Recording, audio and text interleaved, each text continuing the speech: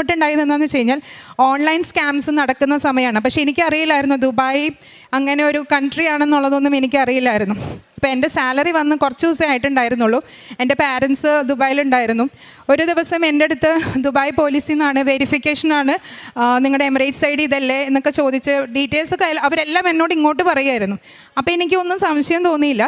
ഞാൻ എന്തോ ദൈവാനുഗ്രഹം കൊണ്ടോ മാതാവിൻ്റെ അനുഗ്രഹം കൊണ്ടോ എൻ്റെ അടുത്ത് OTP ചോദിച്ചു. OTP ചോദിച്ചപ്പോഴാണ് എനിക്ക് എന്തോ പെശകുണ്ട് എന്നുള്ളത് തോന്നിയത്. അപ്പോഴും ഞാൻ പറഞ്ഞു കുഴപ്പമില്ല, കൊടുക്കാം എന്നുള്ള ഒരു തീരുമാനത്തിലിരിക്കുമ്പോൾ എൻ്റെ മനസ്സിൽ നിന്ന് തോന്നി വേണ്ട, ഞാനത് വെരിഫൈ ചെയ്യട്ടെ എന്ന് പറഞ്ഞു. ഞാൻ അപ്പുറത്ത് വേറെ ഒരു മൊബൈലിൽ നിന്ന് എൻ്റെ പേഴ്സണൽ ബാങ്കറെ വിളിച്ച് ചോദിച്ചു, ഇങ്ങനെ OTP ചോദിക്കുന്നുണ്ട്. അപ്പോഴേക്കും എനിക്ക് മെസ്സേജസ് വന്നു കഴിഞ്ഞു, പൈസ മുഴുവൻ വിഡ്രോൺ ആയി എൻ്റെ ബാങ്കിൽ നിന്ന് പറഞ്ഞു. എനിക്ക് എന്താ ചെയ്യേണ്ടതെന്ന് ഒന്നും അറിയുന്നുണ്ടായിരുന്നില്ല. കാരണം ദുബായിൽ എനിക്ക് എവിടെ പോയിട്ട് കംപ്ലയിൻറ്റ് ചെയ്യേണ്ടതെന്നോ ഒന്നും എനിക്കറിയില്ലായിരുന്നു. ആ സമയത്താണ് എനിക്ക് അപ്പോൾ എൻ്റെ ബാങ്കർ പറഞ്ഞു, സാധാരണ രീതിയിൽ പൈസ നഷ്ടപ്പെട്ട് കഴിഞ്ഞാൽ തിരിച്ചു കിട്ടാൻ തീരെ സാധ്യതയില്ല, അത് പോയതായിട്ട് തന്നെ ഡോക്ടർ കണക്കാക്കിക്കോളൂ എന്ന് പറഞ്ഞു.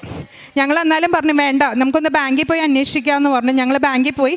അതിന് തൊട്ട് മുമ്പ് ഞാനൊരു സൂപ്പർ മാർക്കറ്റിൽ കയറി ഒരു 10 ദിർഹത്തിൻ്റെ അങ്ങോട്ട് പർച്ചേസ് ചെയ്തിട്ടുണ്ടായിരുന്നു.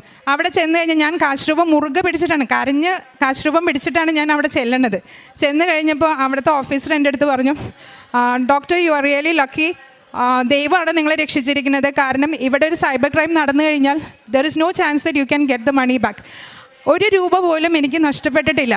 1 രൂപ എന്ന് പറഞ്ഞ് എനിക്കത് വിശ്വസിക്കാവുന്നതിൽ അപ്പുറമായിരുന്നു. കാരണം എന്നെപ്പോലെ ഒരു ലേഡി ദുബായിൽ ഒറ്റയ്ക്ക് ഈ വക കാര്യങ്ങൾ മാനേജ് ചെയ്യാമെന്ന് പറഞ്ഞു കഴിഞ്ഞാൽ എൻ്റെ വീട്ടിൽ തന്നെ പലർക്കും ഈ സംഭവം അറിയില്ല, വളരെ കുറച്ച് പേർക്ക് മാത്രം അറിയാവുന്ന കാര്യമാണ്. കാരണം ഇതിപ്പോൾ നാട്ടിൽ നടക്കുന്നുണ്ടെങ്കിലും ഞാൻ ദുബായിൽ ഇത് ഒട്ടും എക്സ്പെക്റ്റ് ചെയ്യാത്തൊരു കാര്യമാണ്.